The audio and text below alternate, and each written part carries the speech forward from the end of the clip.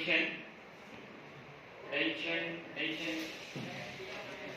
Good morning to all and welcome to all my friends, students in NSC Physics class by Dr. Hamid sir. प्यारे बच्चों, आज मैं आपके लिए काफी इम्पोर्टेंट लेक्चर लेके आया हूँ मैग्नेटिज्म से रिलेटेड टू मैग्नेटिज्म के जो बेसिक कंसेप्ट्स हैं उनसे रिलेटेड इम्पोर्टेंट पॉइंट्स पहले मैं बताने जा रहा हूँ। की पॉइंट्स जिसको कहते हैं, की पॉइंट्स या फिर पावर बैंक, एनर्जी बैंक। इस एक्सरसाइज में जितने इंपॉर्टेंट फॉर्मूले हैं न्यूमेरिकल्स बनाने के लिए चाहिए, उन सारे फॉर्मूलों को हम लोग एक जगह कलेक्ट कर रहे हैं। दोस्तों, सबसे पहले आपने मैग्नेटिक पोल स्ट्रेंथ पढ़ा था, इसको स्मॉल एन से डिनोट करते हैं, जिनका फॉर्मूला क्या था, current into small length, I D L. I से करंट और डीएल से स्मॉल लेंथ। दूसरा फॉर्मूला मैग्नेटिक लेंथ और ज्योमेट्रिकल लेंथ का रेशियो बताया गया था। मैग्नेट के दो लेंथ होते हैं, एक कहलाता है मैग्नेटिक लेंथ और दूसरा ज्योमेट्रिकल लेंथ। मैग्नेट के पोल्स के बीच का डिस्टेंस मैग्नेटिक लेंथ था और total length geometrical length. Magnetic length by geometrical length का रेशियो 0.84 आता है। इससे मैग्नेटिक लेंथ निकालेंगे। निहाल कहाँ देख रहे हैं आप? बोर्ड पे देखिए। अब देखिए मैग्नेटिक फोर्स, दो मैग्नेटिक फोर्स के बीच लगने वाला फोर्स का formula μ0/4π m1 m2 r square. इसमें न्यूमेरिकल्स करते समय आप μ0/4π का वैल्यू 10⁻⁻7 पुट करेंगे। कब? जब बीच में जो मीडियम हो वो एयर हो या फ्री स्पेस हो, वैक्यूम हो, कोई मीडियम नहीं हो, तब ये फॉर्मूला आप पुट करेंगे। डायरेक्ट क्या मान 10⁻⁻7 पुट कर सकते हैं। इसे μ0 का मान निकालेंगे तो क्या होगा, 4π × 10⁻⁻7। इनका यूनिट क्या होता है, न्यूटन एम्पियर इनवर्स रूल। μ0 और μr में रिलेशन भी देखा था, μ = μ0 × μr। इसी से μr निकाल सकते हैं आप। यहाँ से इससे हम μr निकालते हैं तो μ/μ0। μr का नाम था रिलेटिव परमिएबिलिटी। इसके दो फॉर्मूले बताए गए थे, एक force in medium by force in vacuum या force in medium by force in air, और था permeability of medium by permeability of free space और वैक्यूम। Fm का मान यहां से निकाला जाए, Fm का मान μr × Fa या Fb कर सकते हैं। Fm के लिए किसी मीडियम, m को या मीडियम है, हवा को छोड़कर कोई दूसरा मीडियम हो, तब formula μ0 × μr/4π m1 m2 r² put करेंगे।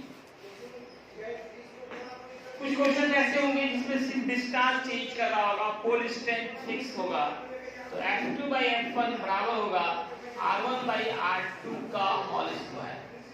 सिर्फ डिस्टेंस चेंज हो रहा हो, इससे भी न्यूमेरिकल्स बनाना इजी हो जाएगा।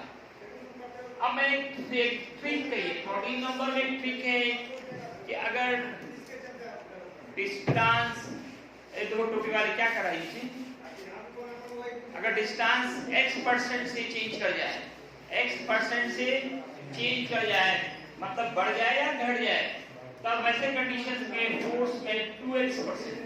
इस तरह के खास करके जो परसेंटेज वाले क्वेश्चंस होते हैं वो हर तरह के एग्जामिनेशंस में बार-बार रिपीट होते रहते हैं।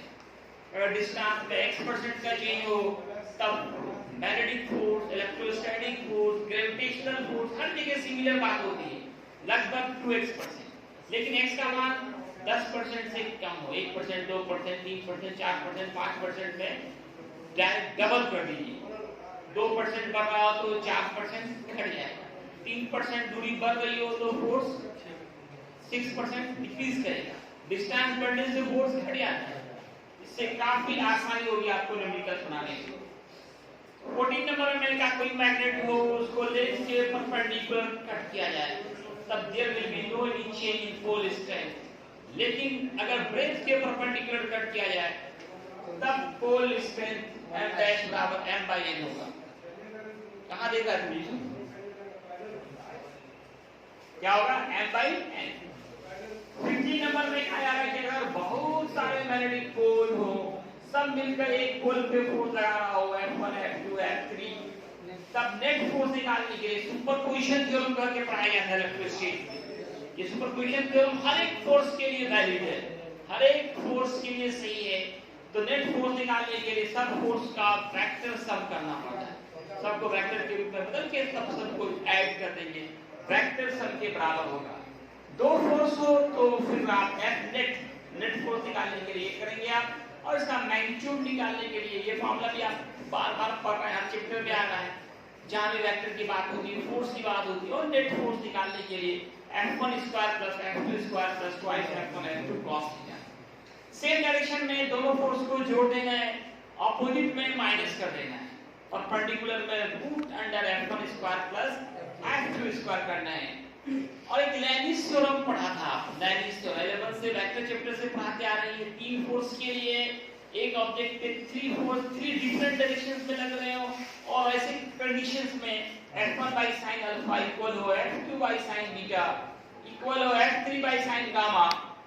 अगर ये फोर्स और जो फोर्स F1 ले रहे हैं एंगल उसके जस्ट अपोजिट सामने वाला एंगल नहीं है। देखिए ये F1 है एंगल F2 और F3 के बीच का, F2 है एंगल F1 और F3 के बीच का, F3 ले रहे हैं तो एंगल F1 और F2 के बीच का लेंगे। तो फोर्स का और एंगल के साइन का रेशियो अगर बराबर हो जाए तो नेट फोर्स जीरो होता है, net force will be zero. इससे भी न्यूमेरिकल्स बनाना इजी होगा। अब आइए दोस्तों हम लोग इस एक्सरसाइज के जो न्यूमेरिकल्स हैं, क्योंकि एक्सरसाइज एनसीईआरटी में है ही नहीं, एमक्रीम में ये पूरा चैप्टर डाला गया है। तो एमक्रीम के बुक से आप न्यूमेरिकल्स बनाएं। मैंने आपको कोशिश किया है कि कितने न्यूमेरिकल्स हैं इसको दिखाऊं। आइए हम लोग एमक्रीम का न्यूमेरिकल देखते हैं, पेज नंबर 327 में मिलेगा आपको। बहुत इजी न्यूमेरिकल्स हैं, शुरू के खास करके फॉर्मूला बेस्ड हैं, कोई खास दिमाग नहीं है, फॉर्मूला याद है तो आप आराम से बना सकते हैं।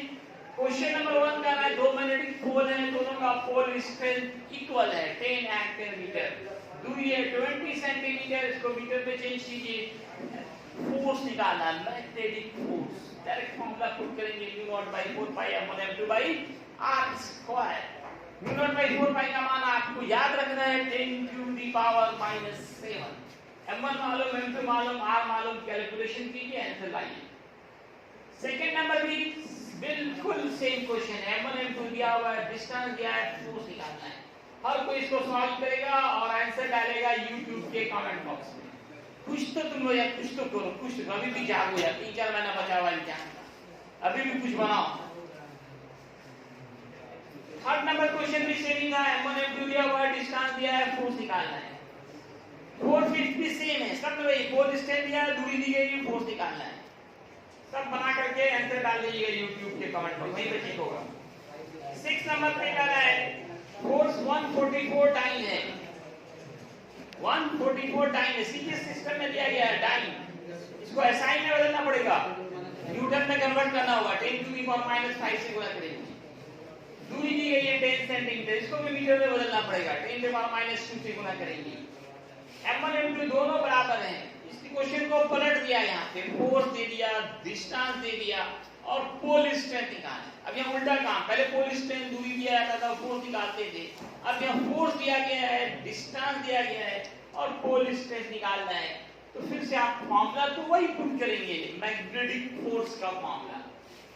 m1 m2 दोनों का बराबर है, दोनों को m मान लिया जाए। अब सारे मान दिए गए, सॉल्व कीजिए, कैलकुलेट कीजिए, आंसर लाइए। 7 नंबर क्वेश्चन में कह रहा है कि सिर्फ दूरी बदल रही है, पोल स्ट्रेंथ नहीं बदल रहा है। F1 मालूम है, R1 मालूम है, R2 मालूम है, F2 नहीं मालूम है। पहले कह रहा है दो मैग्नेटिक पोल 100 सेंटीमीटर डिस्टेंस पर था तो फोर्स 464 न्यूटन का लगा था। अब ये डिस्टेंस हाफ हो गया, 100 के बदले 50 सेंटीमीटर हो गया। अब फोर्स कितना होगा, क्या फॉर्मूला बैठाएंगे, F2 by F1 equal R1 by R2 का होल स्क्वायर। जब से डिस्टेंस चेंज करें तो इसके लिए मैंने एक फॉर्मूला बताया, formula number 12, F2 by F1 equal R1 by R2 का होल स्क्वायर। इसमें मान पुट कर दे, सॉल्व करें, आंसर आ जाएगा। 8 नंबर क्वेश्चन, लंबा क्वेश्चन है किताब में, लेकिन ये कितना छोटा बन रहा है, देखने में लेके घबरा ले, 3 लाइन 4 लाइन लिखा है। ये क्वेश्चन ये कह रहा है कि 2 मैग्नेटिक पोल्स हैं, क्या लग रहा है तुम नीचे देखने आएंगे, गजब हाल है यार, 10 मिनट कंसल्टेशन नहीं बन सकता, कुछ नहीं समझना है। तो क्वेश्चन क्या रहा है, क्या कर रहा है कि 2 पोल है, मैग्नेटिक पोल, जब उनको हवा में रखा गया तो फोर्स का मान आया 4 × 10⁻⁻5 न्यूटन। अब दोनों पोल के बीच में किसी मीडियम को लाया गया, आप जानते हो जैसे मीडियम लाएंगे मैग्नेटिक फोर्स चेंज हो जाएगा, तो मीडियम में फोर्स चेंज हो जाएगा। तो आपसे पूछ रहा है what will be the value of relative permeability, mu R का मान निकालना। म्यू आर क्या फॉर्मूला पड़ा है, म्यू आर का F by F है, Fm by F है, Fm by Fb। कितना आसान है, दोनों का मान दिया गया है, प्रूफ कीजिए, आंसर लाइए, 10 आंसर आ गया। 9 नंबर में थोड़ा सा दिमाग था, क्वेश्चन कर रहा है 2 मैग्नेटिक पोल हैं जिनका पोल स्ट्रेंथ एक M1 M2 का 4 गुना है, 4 times M1 equal to 4 M2, distance 9 centimetre है, और कह रहा है कि ये जो फोर्स लग रहा है वो 200 मिलीग्राम के ऑब्जेक्ट के वेट के बराबर। फोर्स कितने ग्राम लग रहा है, 200 मिलीग्राम का जो ऑब्जेक्ट है उसके वेट के बराबर। वेट का मामला होता है mg, mass into gravity acceleration. यहाँ पे m जो है ना, mg जो लिखेंगे मास है, तो पोल स्ट्रेंथ ना समझना है, ये मास इनटू g, ये is the formula of the weight. Weight का फार्मूला क्या पड़ा, mg। तो 200 मिलीग्राम, मिलीग्राम को केजी में बदलना पड़ेगा, 10⁻⁻6 से गुना करेंगे, g का मान 9.8 है, f का फार्मूला बैठाएंगे 0/4 pi m1 m2 by r square. m1 कितना है दोस्तों, 4 m2, m2 रहने दें, r भी दिया हुआ है। अब देखिए इसमें एक अननोन बचा m2, सॉल्व करें, m2 का मान निकालें और फिर इसमें पुट करें, m1 निकल जाएंगे। तो बहुत कम ही क्वेश्चन बचे हैं, उम्मीद करता हूँ अगले क्लास में आप सब बना के आएंगे, और जो नहीं बनेगा आप पूछेंगे। मैंने आगे के जितने भी न्यूमेरिकल में खास करके इलेक्ट्रोस्टैटिक में बिल्कुल हूबहू सेम न्यूमेरिकल्स आप एम करीम से भी बनाए थे, मैंने थ्योरी के साथ भी बताया था। इलेक्ट्रोस्टैटिक मैग्नेटिक बार-बार बोलते हैं सेम है, तो आप वहां से न्यूमेरिकल देख करके भी बना सकते हैं। कंपलसरी सबके हाथ में बुक होना चाहिए और न्यूमेरिकल बना के आना है।